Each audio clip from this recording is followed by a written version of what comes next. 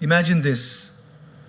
You're walking peacefully, sipping your chai, enjoying a good day, and then someone comes, says something rude, and your whole mood crashes.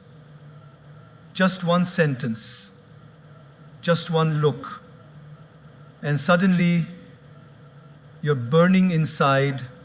But pause for a second. What if I told you the most powerful response is not a reaction, but a redirection? Friends, in life, people will hurt you. That's not a maybe, it's a certainty. Some do it unintentionally, others, sadly, very intentionally. But how you respond will shape not just your relationships, but your character, your peace, and your future. We live in a world where everyone's racing to give a comeback. Someone shouts, we shout louder. Someone disrespects us, we plan revenge. But the truth is, when someone hurts you, don't react instantly. Just do this. Pause, breathe, and respond consciously. Let me share a little story. A monk once asked his teacher, "How do I know when I've truly grown in wisdom?" The teacher smiled and said, "When someone insults you and you don't feel the need to prove them wrong." Wow, that hit me. Because isn't that what maturity really is? It's not about how sharp your tongue is. It's about how still your heart remains when chaos surrounds you. Life will give you many opportunities to react. But the wise ones, they learn to respond. So next time someone hurts you, before you react, take a pause, breathe, observe, and choose your response. You're not just preserving your peace, you're building your power. Let them throw words, you throw wisdom. Let them bring chaos, you bring calm. Let them try to shake you, you stand still like a mountain. Because when you master your reaction, you master your life. In a world where everything moves fast, messages flying in, tweets flying out, we've gotten used to instant responses. Someone criticizes us, we reply in seconds. Someone hurts our feelings, we send that angry message back. It's like life has become a tennis match. You hit, I hit back harder. But in this rush to react, we often forget to reflect. Think about this. Have you ever sent a text in anger only to regret it 5 minutes later? Or shouted at someone during a fight and felt guilty for days? That's the cost of reacting. Reaction is immediate, it's emotional, it's raw, but more often than that, it's reckless. Reflecting, on the other hand, is where wisdom lies. There's a story of a man who was walking in the forest and got bit by a snake. He screamed in pain, but instead of seeking help or treatment, he chased after the snake in anger, determined to punish it. He ran deeper and deeper into the forest, losing his way, getting more injured, more exhausted, until he collapsed. Now the question is, did the snake cause his downfall? Or was it his reaction to the snake? That's how many of us live. Someone says something to us, a rude comment, a sarcastic jab, or just a look, and we chase after the pain with our reaction. We carry it with us all day, sometimes all week. We go home and tell everyone how hurt we are. We post about it. We replay it in our mind like a movie stuck on loop. But what if instead we just paused and reflected? Imagine someone honks at you aggressively while driving. Now, one option is to scream back, speed up, and let road rage take over. But what does that lead to? Stress, anxiety, maybe even a dangerous accident. But another option is to smile softly, take a deep breath, and think, maybe they're having a bad day, maybe they're rushing to a hospital, Maybe they just lost their job. You don't know their story, but you know yours. And your story is too precious to be ruined by a moment of someone else's instability.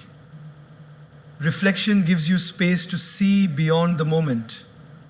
It allows you to observe your emotions without becoming a prisoner of them. It's like the difference between a spark and a wildfire. The spark is the moment someone says something hurtful. But the wildfire, that's what you create when you pour your reaction onto it. Gaur Gopal Das often reminds us our emotions are like guests. They come and go. But if we react immediately, we become permanent hosts to temporary visitors. When we reflect, we let those emotions pass without giving them the keys to our peace. Let's take a real-life example. Suppose you're at work. You've worked hard on a project for weeks. You finally present it in a meeting, and instead of praise, your boss picks on small errors in front of everyone. Your face flushes, your ego burns, the urge to defend yourself kicks in. But in that moment, if you react, if you argue or walk out, you lose more than the argument. You lose trust, you lose your cool, and maybe even your credibility. But if you pause and reflect, something magical happens. You might realize your boss was under pressure, or that the feedback, though harsh, can help you improve. You might decide to have a calm conversation later, rather than create drama now. That's the power of reflection. It gives you control over the moment instead of being controlled by it. Children react, adults respond. The difference? Reflection. When someone hurts you, try this. Step away for a moment, go for a walk, write down what you're feeling, talk to a friend you trust, give yourself a few hours or even a day before responding. You'll be amazed how differently you see things once the emotional fog has cleared. Your dignity, your peace, your happiness, none of these should be sacrificed just because someone else lost control of their behavior. When you react, you mirror their behavior. But when you reflect, you rise above it. Every time you resist the urge to react, you're training your mind to operate from wisdom, not wounds. And this training, over time, makes you unshakable. So next time someone hurts you, don't reach for your phone, don't raise your voice, don't sharpen your tongue. Just take a breath, close your eyes, and reflect. Because true power lies not in how consciously you choose to.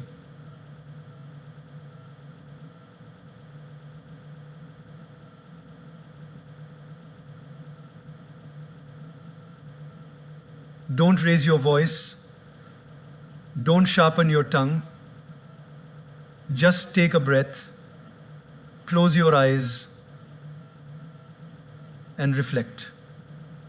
Because true power lies not in how quickly you react to everything, but in how you first take a deep breath.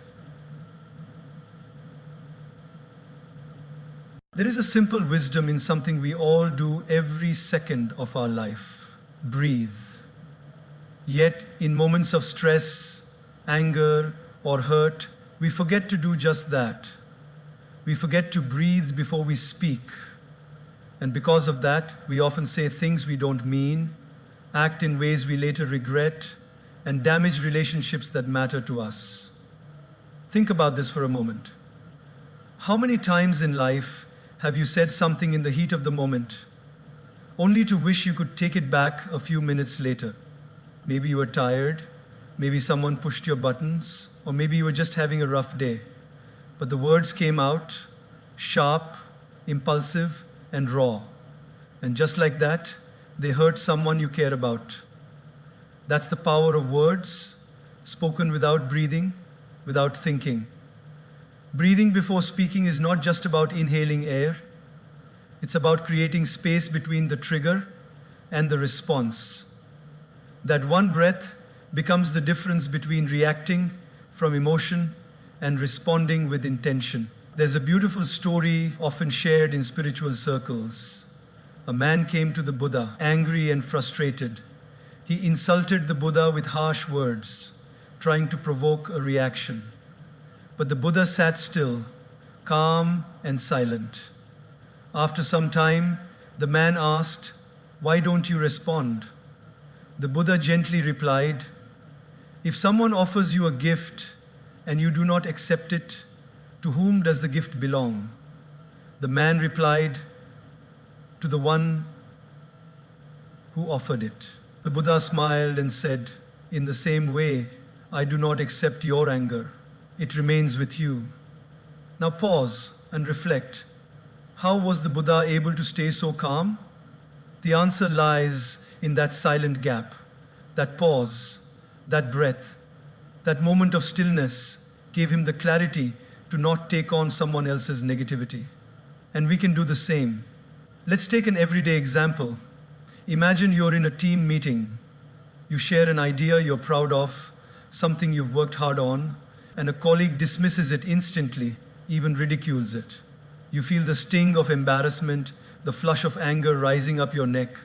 Every cell in your body wants to snap back to prove them wrong. But instead, you take one deep breath, just one, in through your nose, out through your mouth. In that moment, your heart slows, your mind clears, and instead of reacting with anger, you respond with grace. Thank you for your feedback. Would love to hear more about your perspective. Just like that, you've transformed the energy in the room. You've led with wisdom, not ego. This one breath, this pause, becomes your superpower. You see, when we're emotionally charged, our brain operates from the amygdala, the fight or flight center. It's survival mode. That's why we lash out, shut down, or get defensive. But the moment we breathe consciously, we activate the prefrontal cortex, the rational part of the brain. Suddenly, we're not reacting from fear or anger, we're responding with thought and maturity. Gaur Gopal Das often says, if you can control your breath, you can control your life. And it's true. The breath is the bridge between your mind and your emotions. It's the invisible thread that ties your inner world to your outer actions. Let's take another example. Picture a parent who just got home after a long, exhausting day. The house is a mess, the kids are shouting, and one of them spills juice all over the floor. The parent is at the edge of snapping. But they stop. They close their eyes, take a deep breath, and count to 5. Suddenly, they see things differently. They see the laughter of their child, the innocence in the mistake, and instead of yelling, they kneel down, clean the mess, and turn it into a moment of connection. That breath saved the moment. That breath protected the relationship. So often, what we need is not more words, but more space between our words, more silence between our emotions, more breath between our impulses. When someone says something hurtful, before you reply, breathe. When life doesn't go your way, before you complain, breathe. That breath may seem small, even unnecessary, but in reality, it is everything. It gives you time to choose your tone. It gives you space to think.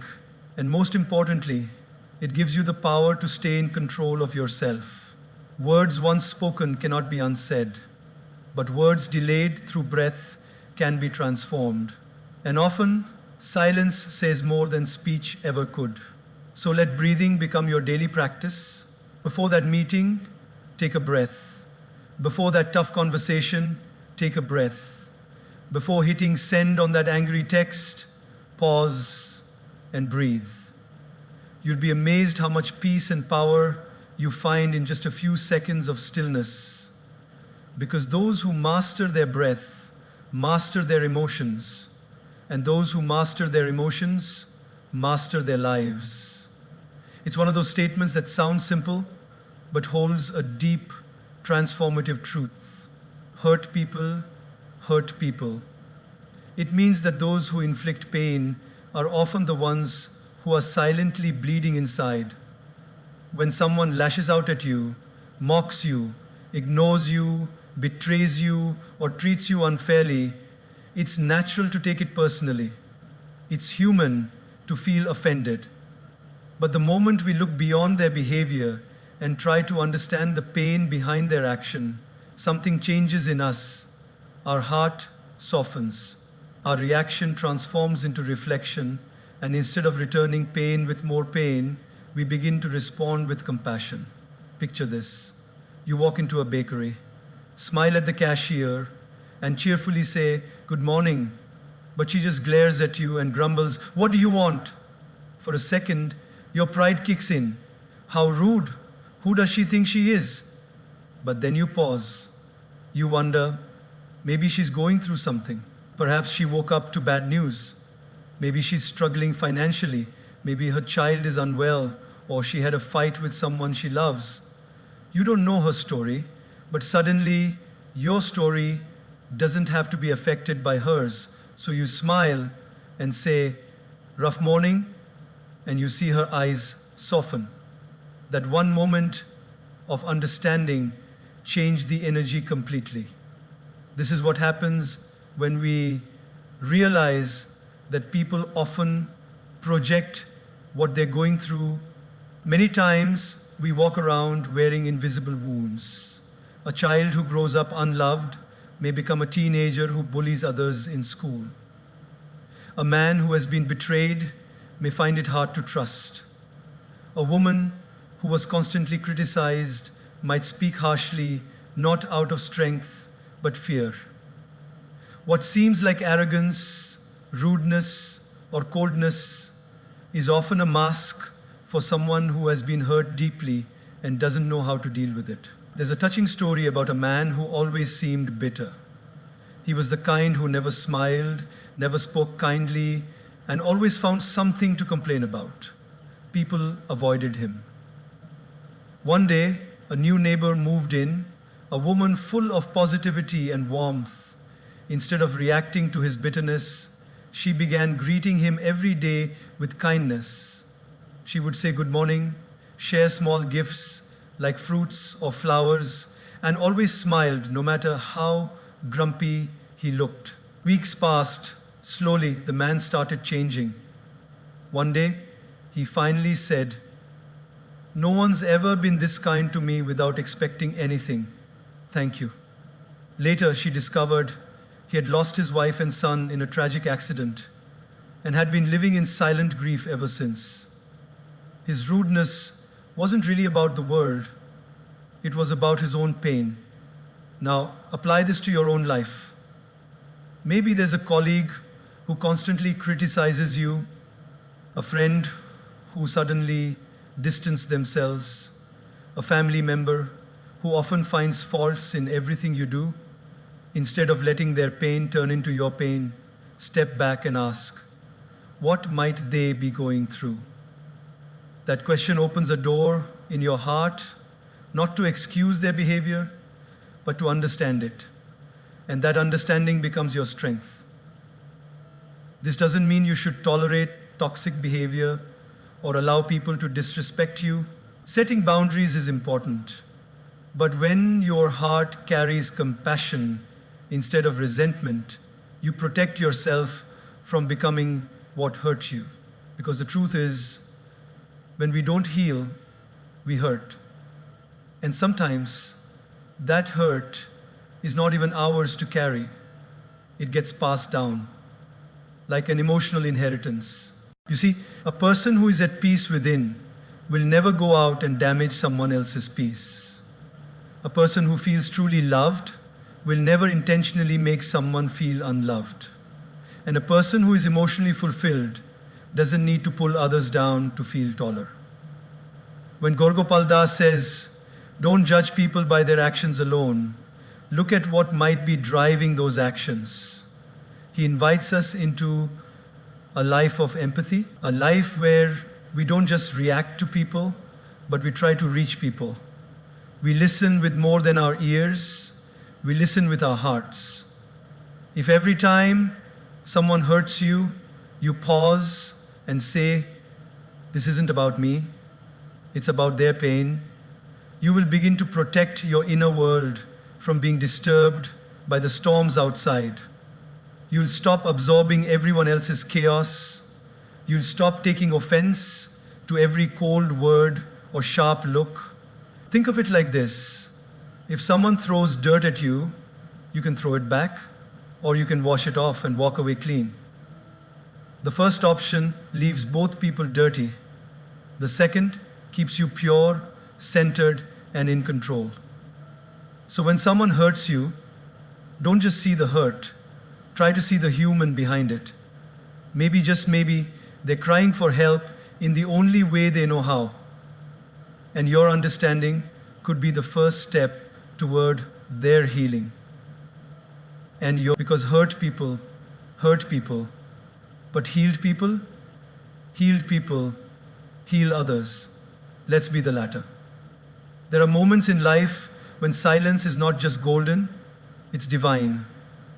When emotions rise, when anger boils, when ego shouts for attention, that's the exact moment when silence becomes your greatest strength. Because what you say in anger might win the argument, but it can lose the relationship. And sometimes what you don't say says everything. We've all been there. Someone says something that triggers us, a sarcastic remark, a harsh insult, a public humiliation, and suddenly our ego is up in arms, ready for battle.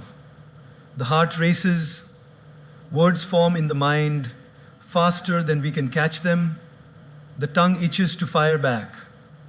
But here's the truth.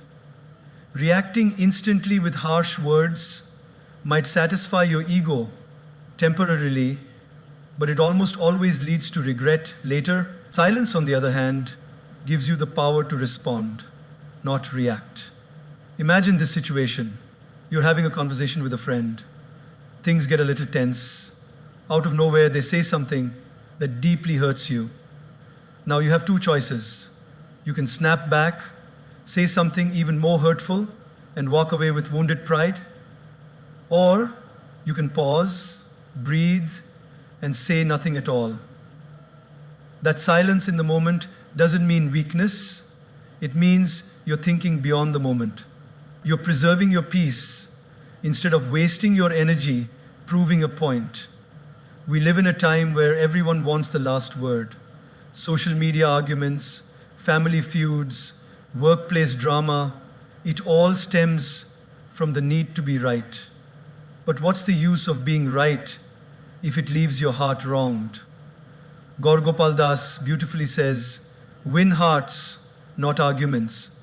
And sometimes the way to win a heart is to simply stay silent when your mind wants to speak the loudest. Let me give you an example from everyday life.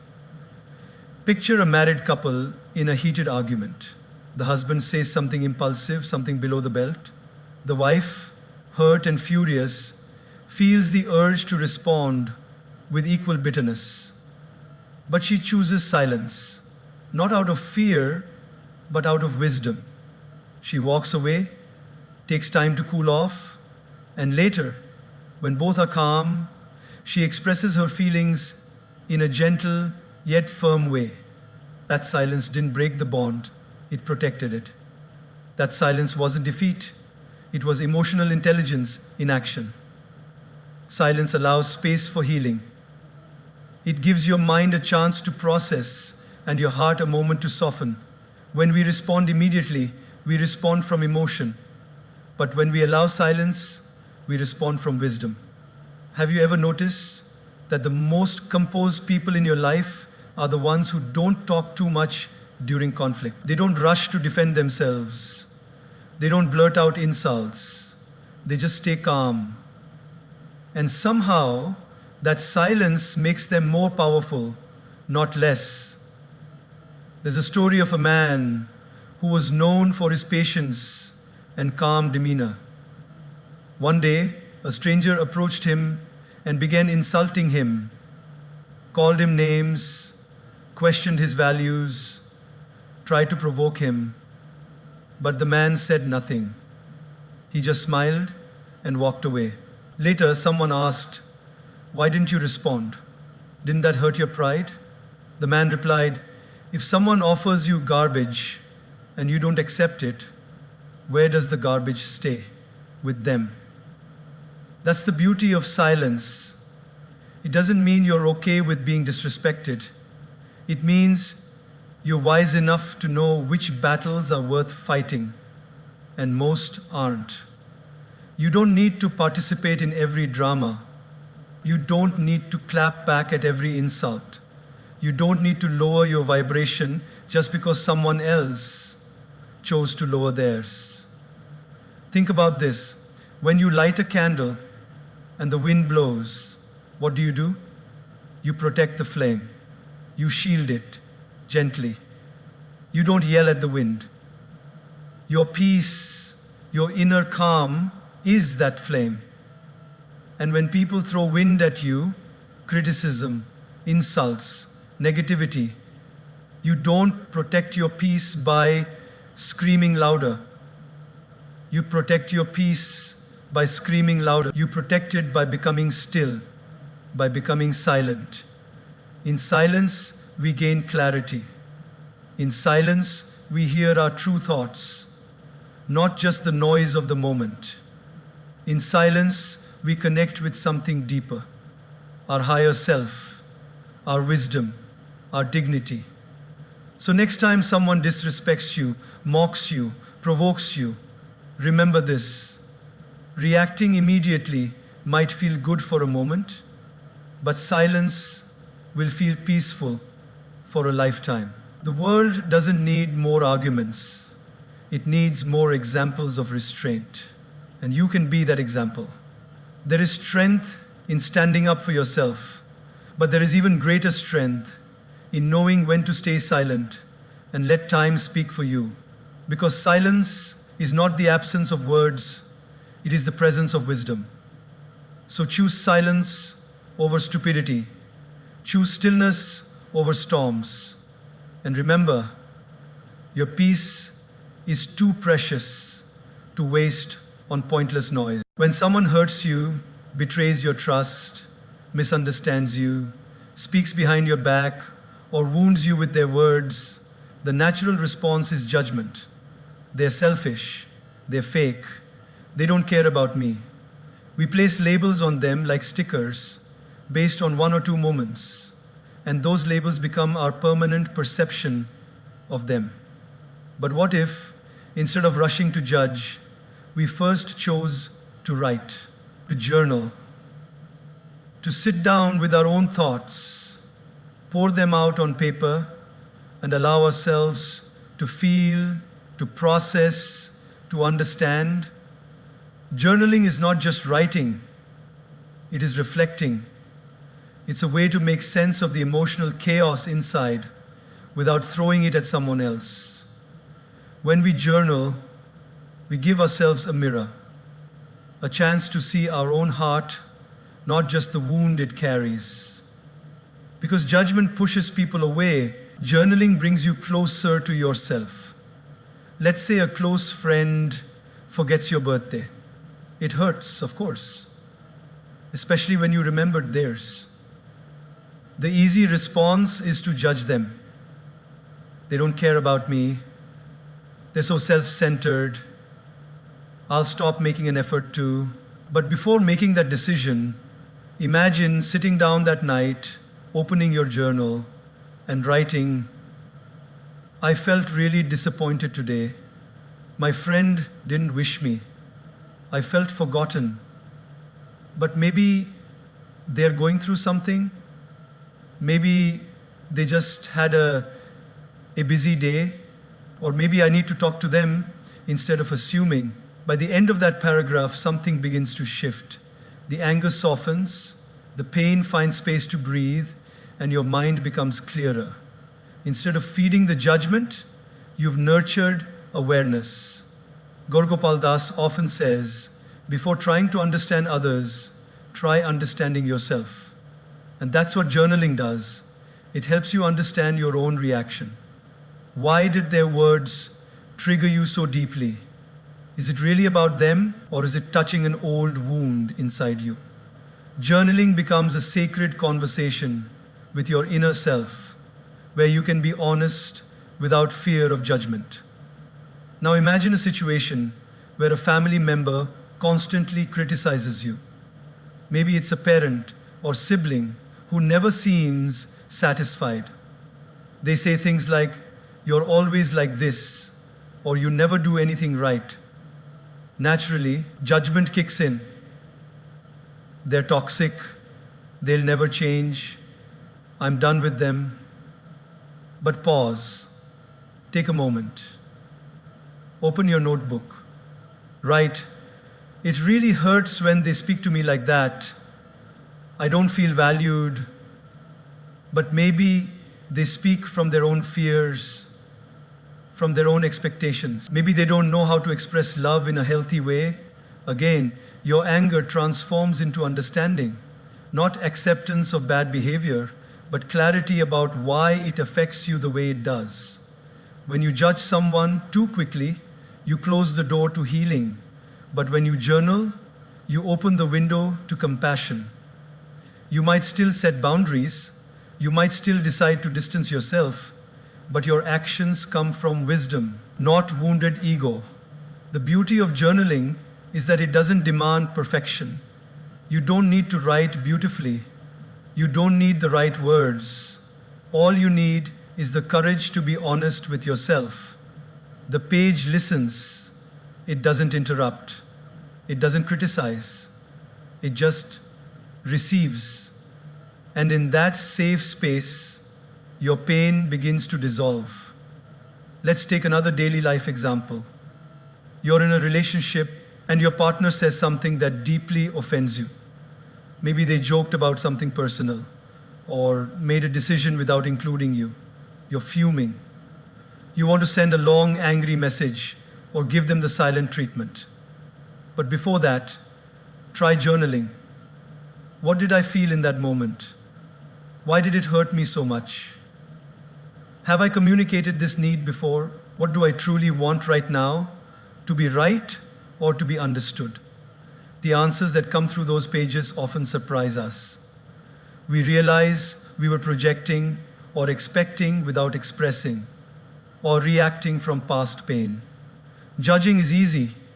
It takes no effort to assume the worst. But journaling, that takes courage. It takes emotional maturity. It takes a willingness to see your own role in the story, not to blame yourself, but to grow through it. And the most powerful thing is, journaling builds emotional memory. As you fill more pages, you begin to see patterns in your life. You start noticing what triggers you, what soothes you, what lessons you keep repeating. Your journal becomes your personal roadmap to inner peace. You begin responding to life, not just reacting to it. In a world where everyone is quick to blame and slow to reflect, choosing to journal makes you different. It makes you wise. It makes you grounded. And it brings you closer to your best self. So the next time someone hurts you, don't rush to label them. Don't rush to cut them off or lash out. Instead, pick up a pen. Sit quietly. Let your heart speak through ink. Write out the storm before you speak to anyone about it. Because when you journal, you don't just protect others from your reaction, you protect yourself from becoming someone you're not. And that is the highest act of emotional strength. There's a subtle but profound difference between a thermometer and a thermostat. A thermometer only reflects the temperature of its surroundings. If it's hot, it shows hot. If it's cold, it shows cold. It has no control, just a reaction to whatever is happening around it. A thermostat, on the other hand, doesn't just reflect the environment, it regulates it. It sets the tone. It maintains balance. It changes the climate instead of being changed by it. And in life, we have the same choice. We can either let people and situations dictate our inner state, like a thermometer, or we can learn to be a thermostat, holding our peace, our values, and our responses, regardless of what's happening outside. Think about how often we let the emotional temperature of a room change our mood. You enter a room and someone's angry, you immediately feel tense. Someone gossips, you get pulled into the negativity. A colleague snaps at you, you carry the irritation for hours.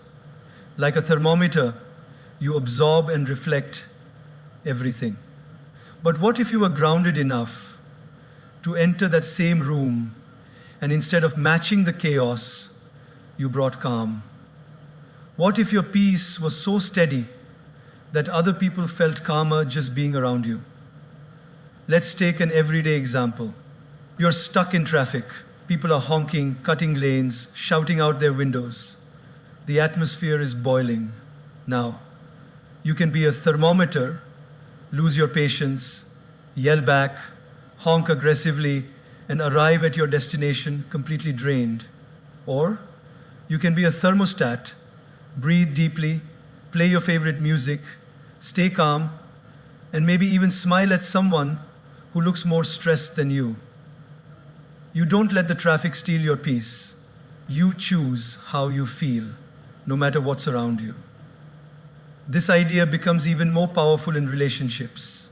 Imagine a married couple. The husband comes home after a terrible day at work. He's frustrated, short-tempered, and not in the mood for conversation. The wife, noticing his mood, feels tempted to mirror it, to get irritated herself or take it personally. But instead, she gently asks, "Rough day?" and offers him a glass of water. That small act of emotional regulation shifts the energy, he softens, they connect. She didn't let his emotional storm pull her in. She became the thermostat that calmed the environment. And in doing so, she didn't just protect her peace, she healed the moment. Gaur Gopal Das often says, "Don't let someone else's bitterness become your bitterness." That's exactly what a thermostat mindset is. It's choosing not to absorb someone's anger, not to reflect someone's criticism, not to match someone's energy when it's rooted in pain or ego. Instead, it's choosing your own emotional setting and holding it with grace. Now think about social media. It's full of heated opinions, arguments, and impulsive comments. One post can ruin your mood for the entire day. Someone disagrees with you, and suddenly you're typing out a paragraph to prove your point. You've let their energy set your temperature. But you can also be the one who scrolls with awareness, who engages with kindness, who logs off when it starts to affect your peace. You don't let digital emotions control your real life mindset. Being a thermostat doesn't mean you suppress your feelings or become passive. It means you manage them. You take full ownership of how you show up in every space. You're not a puppet to your surroundings. You choose your mood. You choose your response. And that choice is where your power lies. Take the workplace, for example. One negative coworker can poison the morale of an entire team. But one person with a calm, steady presence can uplift everyone. That person who says, "Let's find a solution instead of complaining," or "We can figure this out together," becomes the emotional thermostat for the group. And the incredible thing is, it's contagious. Just like negativity spreads, so does calm, so does kindness, so does clarity. If someone's anger makes you angry, they have control over you. If someone's anxiety makes you anxious, they are controlling your mind. But when you stay rooted, when you breathe, stay mindful, and respond intentionally, You take back that control. You become the one who decides the emotional climate. So ask yourself, who sets the temperature of your life? Is it the rude stranger, the impatient coworker, the inconsiderate friend, or is it you? Imagine walking into any situation, tense or joyful, chaotic or calm, and bringing a sense of balance with you. You don't just reflect the environment, you elevate it. You inspire others through your steadiness. You become the person others lean on, trust, and admire, not because you're perfect, but because you're peaceful. Life will always have storms.